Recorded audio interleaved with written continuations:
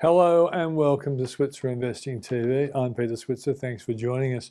On tonight's program, I'm reacting to an inquiry from one of our viewers about stocks that she thought we weren't covering all that much or had ignored in recent times. So tonight we're going to be looking at these stocks: AGL, A2Milk, Appen, Kogan, Webjet, Zip. And I'll ask Mike Gable to throw in his usual favourite as well as the indexes that he looks at. So on the program tonight we have Mike Gable from Fairmont Equities, but before him we've got Jun Bei Liu from Tribeca Alpha Plus, and she's going to look at all those stocks, and then Mike's going to look at the charts to see whether they agree with her assessment. That's the show. Let's kick off now with Jun Bei Liu of Tribeca Alpha Plus. Thanks for joining us, Jun Bei Liu. Thank you for having me. This market keeps going up despite all the headwinds.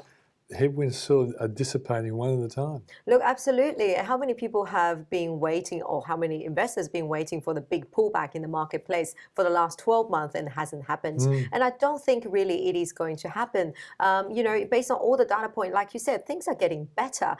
Yes, well, the consumer is still a little bit tough, housing is still a little bit tough, but looking forward next 6 to 12 months, things will get easier when the border reopen, when the immigrant coming through, and when the travel picks up.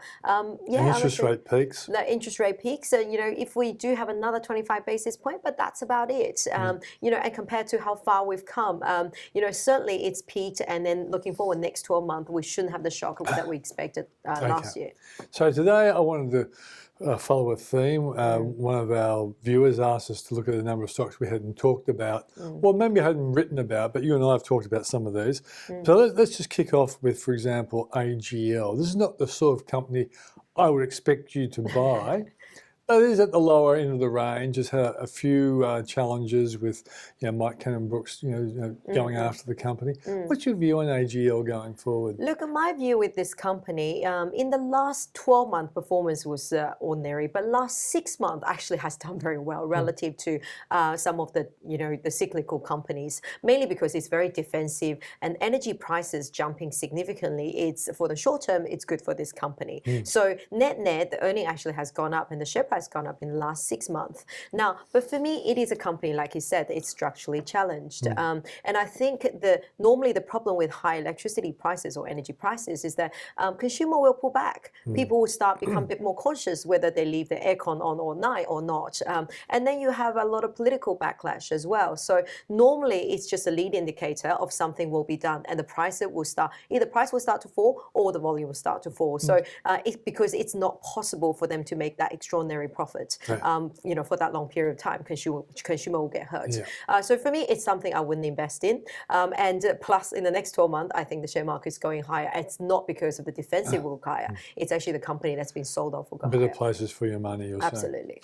Let's go to another one, which has been one that you've liked. Even in recent times, you thought it has capacity, namely A2Milk.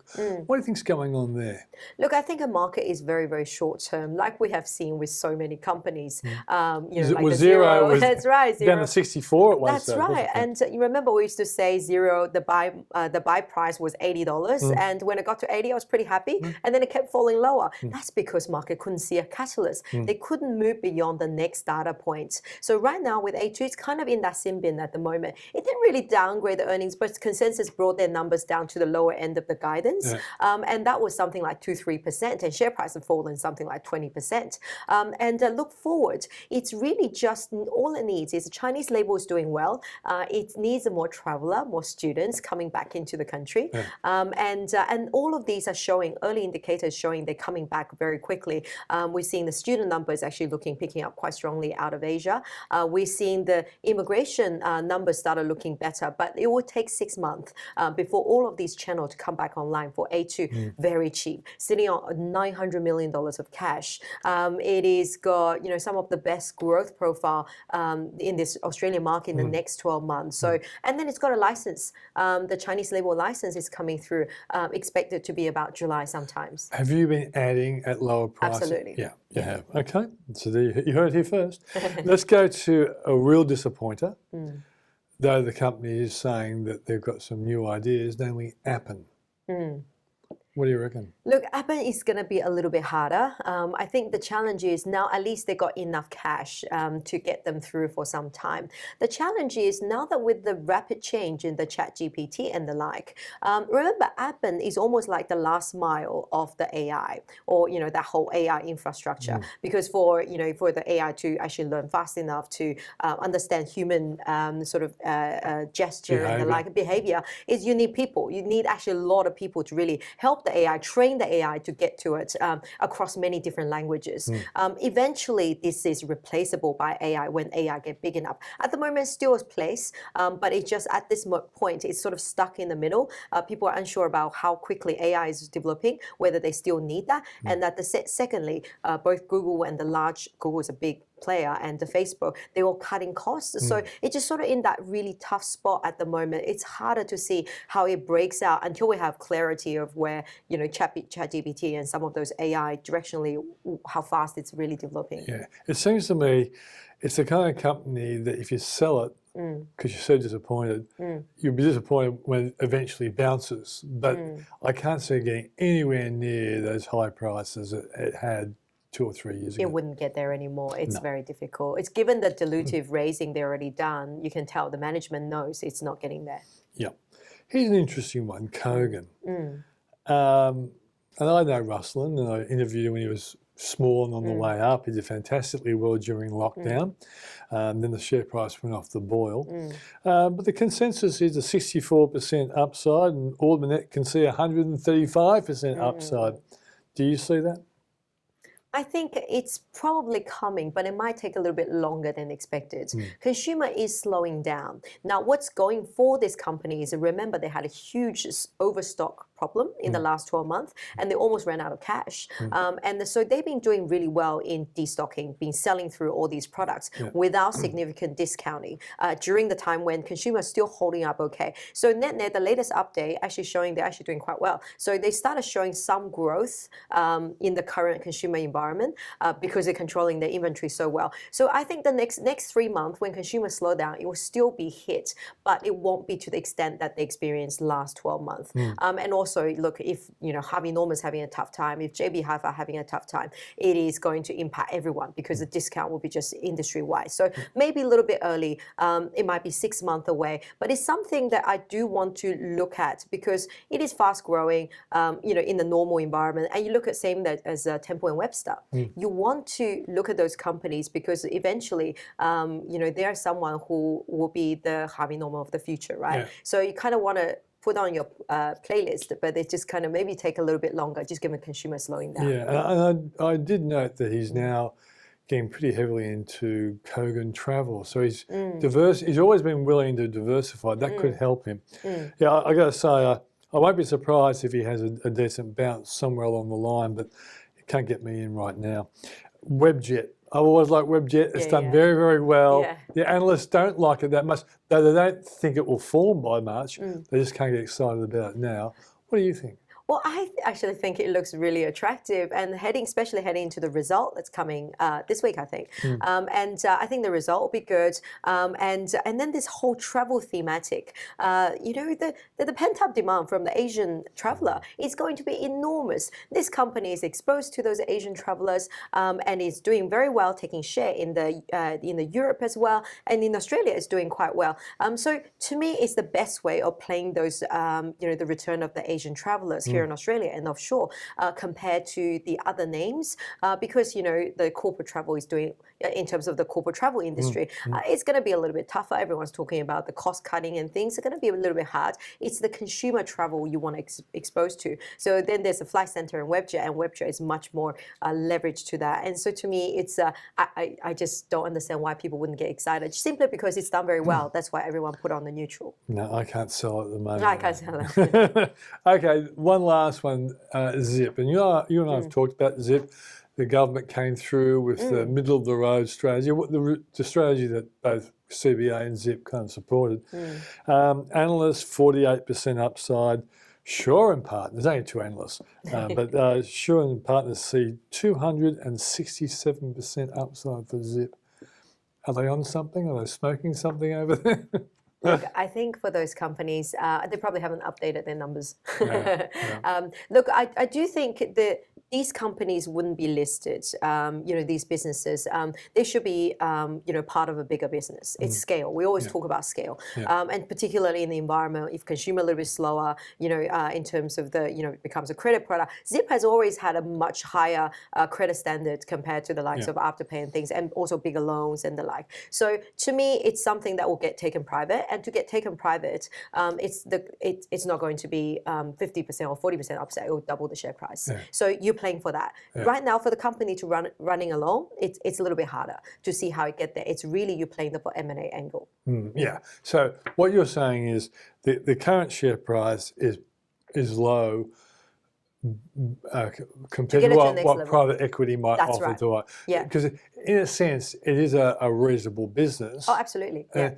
And also, I always thought, well, why wouldn't a bank that has no exposure to it run their eye over an organisation? Exactly. So the bank has, in the past, proven to trying to have, alliance with a lot of those names because they know by rolling their own product never works. And so we've seen some of those joint venture forming, but to your point, that it should be part of the bigger bank because it just offer additional service to their customer. Yeah. And then you see demand in it, and then you're already a bank, you already provide the credit check and everything else. There's a lot of cost synergy. I think the question is actually not come from bank, it's come from Zip and those fast-growing business, whether they want to become part of the bank. Would that stifle their innovation and things? I think ultimately it's just working out how that might work out so they can continue to grow within the bank. And I guess a lot of the younger generation didn't want credit cards and banks, and that's why they did well.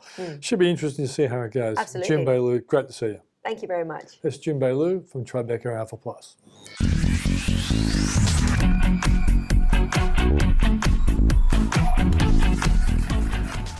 Well, thanks for joining us, mate. Thanks for being back. Okay, let's go to the way we always start, looking at the S&P 500. Yeah. It's been doing pretty well lately. Yeah, it has been. And, as when we spoke at the start of May, look, there's been a number of issues this year, but we just seem to keep ticking them off the list. So whether it's interest rates peaking, earnings season in the US was better than expected. A banking crisis. Banking crisis, everything's going okay with that. I mean, now the market's worried about the debt ceiling, of course, but look, I don't think that's going to, obviously, the most likely scenario is they deal with it and we move on. But I think even if we don't get the result that we want, I think this year, there's still a lot of bears out there and a lot of people sitting in cash. So, we're getting to the middle of the year now where they've been concerned that they haven't got the dip that they were hoping with all these issues, not giving them the required dip. So I think even if the market has a rough few days at some point in the next week or two because of the debt ceiling, I think any dips will be bought up by those on the sidelines. And when we look at the S&P 500, it's still trading very well. So, to get into the details, the blue line, that's the 200-day moving average, which is quite key. It's been above that for most of this year already, which is a big positive. It's not as though it's got above it briefly and then spent more time under it. It's staying above that 200-day moving average now. And when we spoke at the start of May, we're looking at the market just, congesting here under the February peak. And now it's just starting to break out. So I think, most likely the market tries to retest the high from, I think it was August last year. And look, it'll have its dips along the way, but we can see that since October it's making the higher lows and it's been making higher highs. So at the moment there really isn't anything wrong with the way the market's trading. Yeah, and even what Jerome Powell said on the weekend was pretty good too, wasn't it? I was like, the banking crisis is such that maybe we don't need to raise interest rates. Exactly. And I think it was just drowned out by all the debt ceiling talk. Yeah, but that's a big, really a big statement, wasn't it? Yeah. Let's go to the local one then. It's the ASX 200. Obviously, very choppy, but as I mentioned at the start of May, if we're looking at the trading range over, say, the past 18 months, we're still towards the top end of the trading range. So relative strength is is good. You know, we're not all the way down here near the lows anymore. Obviously, after that sharp dip, a couple of months ago, we had the sharp rebound, and we're just congesting here. And to me, it looks like the market, you know, the next move would be to head back up towards 7,600. And just a reminder for those that didn't catch the last time I was on the show, you know, the long-term chart actually looks very bullish, because the more you spend up towards these levels, the more chance there is that we break higher and head to new highs. And I still think there's, you know, it's not a prediction, but I think there's a good chance that, you know, the market will have an 8 in front of it in the next 12 months. And it doesn't make sense, but that's precisely why it might do so. Okay. And look, everyone out there who is not shorting the market would be happy to hear what you're saying, Michael. Yeah. Let's go to our next individual company. And let's kick off with, yes, A2Milk. A2Milk, yeah. Yeah, look, a number of these companies we're about to look at have, most of them have similar profiles where you've had this big pullback, and now it's a case of, well, has it bottomed out? Yeah. Is it ready to head higher? That's why I wanted to look at them, for sure. So the way to look at that is basically, when you have what could potentially be a base developing, you need to see if the price action within that base is quite, you know, bullish or bearish. You know, is it holding up near the high levels? Is it languishing at the lower part? You know, when you look at just what's been happening within this short period, it's, you know, it's very volatile. I mean, you've got this huge trading range, $4 to about, you know, what is that, $7.50. But again, when you zoom out, you could see that it's building a bit of a base. So look, since the start of the year, there's definitely been a bit of a downtrend. But when we do zoom out, we could see that potentially this is a bit of a base. Where A2Milk now is, it's sort of around that same region as these two lows here in 2021. So look, short term, you'd have to say risk is to the downside. I think if you were a bit of a trader, you know, you'd be a bit brave trying to trade this because of the wild swings. But I think if you're looking for it as a long-term buy, what you need to look at is a break out of this base. And I know that would mean that you're buying it potentially $2 higher than where it is now, which might seem unpalatable, but I think you really do need to see it come above this line to feel confident. Around about 750, 740 or something. Yeah, exactly. And if it can do that, sure, you've missed out on this bit of a move, but it could potentially have more of a move. Again, you know, not predicting that will happen, but for me, I'd like to see that happen first, and it's a safer trade. Yeah, interesting. The consensus on FN Arena is about 5% higher, which is kind of what you're suggesting. You can't get too excited, but Order Net sees a 33% jump over the years, so that should be interesting. Very courageous, the Order Net's analysts, I find. Let's go to our next one, and that will be Webjet. Yeah, this one, I have to admit, this, you know, when you look at the probabilities of what this might do, it's actually sort of done the opposite. It's been a very tricky chart to read. I mean, of course, it got smashed in COVID, and those who follow the stock will know that they issued a lot of extra shares. So, you know, maybe these price levels don't necessarily correspond to pre-COVID price levels, but yeah, you had a stock that was in a bit of a trading range here, and it did look like it was on its knees at the end of last year, and it has started to break higher. So, again, to me, it doesn't make sense that it would be up here given all the shares they've issued, but hey, the market's buying it up, and there is a trend now. So I think for the moment, the risk is to the upside on Webjet. Well, the funny thing is, and I love Webjet, and I recommended it when it was down here, so it's been very nice to us. But the analyst consensus there is 6% down, and the most negative is Morgan Stanley.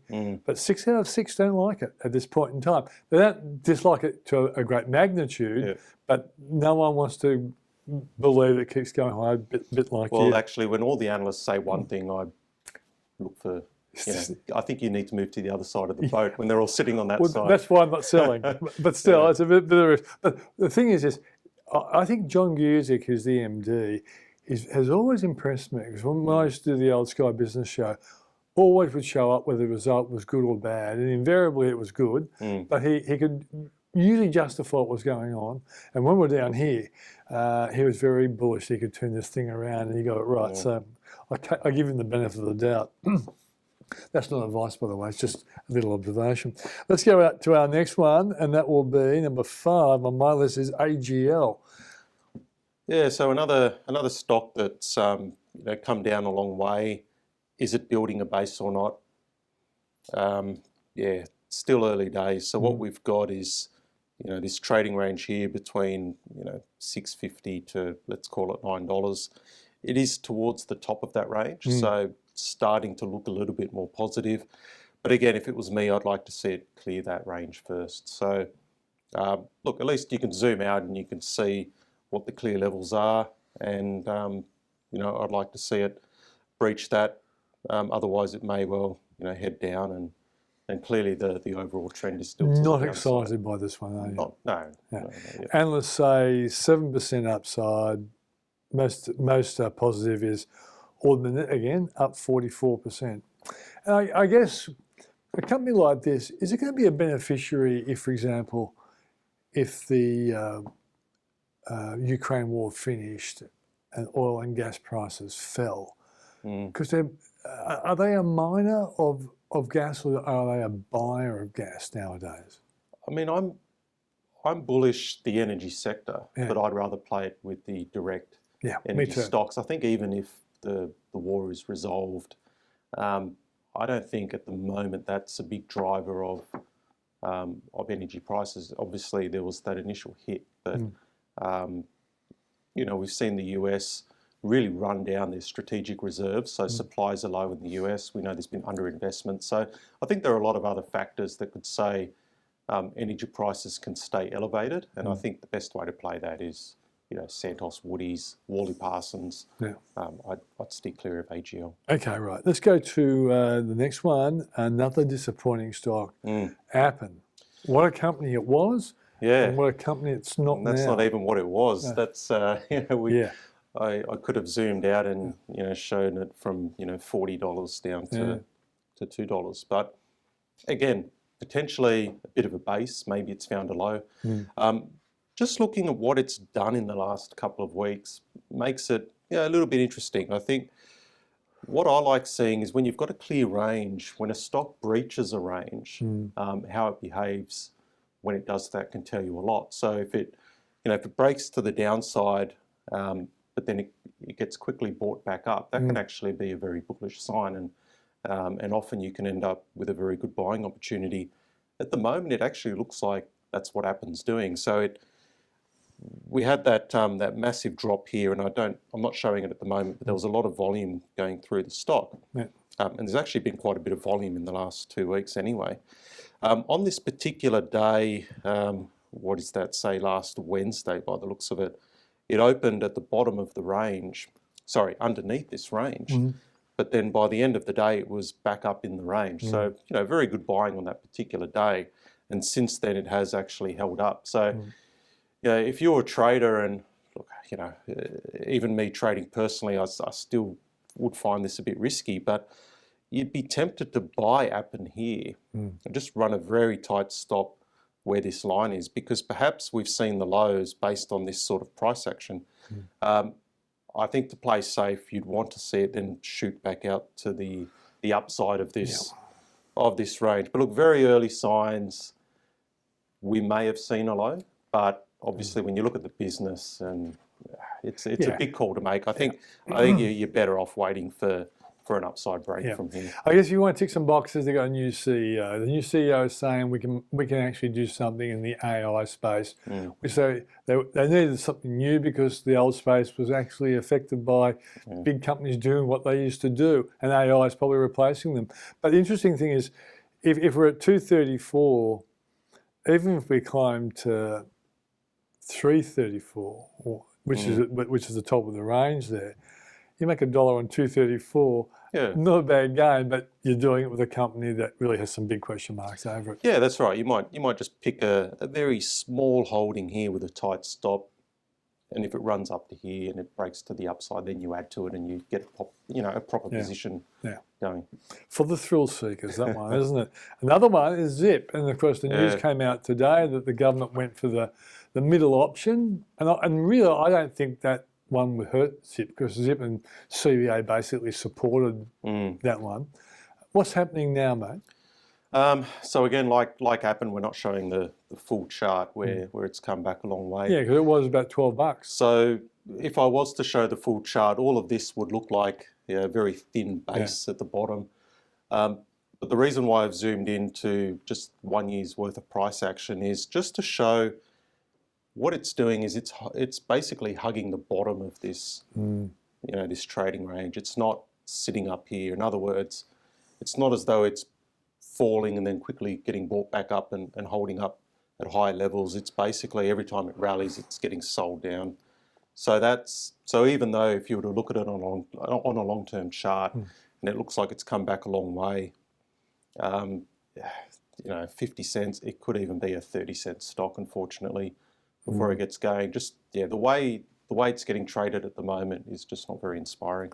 What I found interesting is that the consensus says 48% higher. And of course, it is so low, it's not hard to get. But driving it up is Shaw and Partners with a 267% target. So they really believe this company can rebound. I look forward to talking to Adam Dawes about it next week, I got to say. Yeah. All right, mate, so that's the ones I've asked you to do. I always ask you to go for the one that really is exciting you at the moment, and this time it's BHP. Yeah, look, obviously a stock that a lot of people follow. I think BHP is at a price level where it looks like it wants to head higher. There's obviously been a bit of pullback in the iron ore price, and these stocks have come down. So there's a few things happening on this chart that I like the look of. So again, like with Appen, we have this situation with BHP where it broke to a new low on this particular day towards the end of April. It sort of rallied back up, which is a good sign. This blue line's a 200-day moving average, so it's hugging the top of that line, which is a positive. The range is starting to tighten up, so it looks like it wants to make some sort of move. I think it will be to the upside. And what I've got here is the RSI, which is a measure of momentum, and what it's showing is the downwards momentum bottomed in February, but it has been trending higher even though the price has been trending lower. So in charting, that's known as bullish divergence. It's a positive. So there's a number of things happening here which makes me feel as though this is a good level to buy BHP, and I think the next move will be to the upside. I still like Fortescue. I think Mineral Resources looks very good here as well. Yeah, so the resources sector I still like it, but Mineral Resources, Linus, just for an extra couple of tips. But if you're looking for a top 20 stock, I think BHP is about to get moving again and retest the $50 level. Okay, and when we add your technical analysis to what potentially could be fundamental analysis, do you suspect in 2024 there'll be a bit of a global economic recovery which will help a lot of these mining companies as well? Yeah, I think we're already seeing the early stages of that. So, I mean, of course, not all the data appears positive, but we are seeing some signs that we've potentially already seen a trough in economic activity, and it should pick up. Yeah, it's very choppy. I mean, we had some poor numbers out of China last week, but as we've seen with their CPI numbers previously, it gives them scope to stimulate their economy. So we've seen this playbook happen many times before with China. They'll come and stimulate the economy, and then it's party time again for all the resource stocks. Party time is exactly what we're looking forward to. That's Mike Gable from Fairmont Equities. And that's the show for tonight. Thanks for joining us. Don't forget you can go to Switzer Daily every day to see what I'm thinking about the market and the economy and whatever. And if you want to get some more insights into stocks you can invest in, think about signing up to the Switzer Report. That's switzerreport.com.au. Thanks for joining us. See you next week.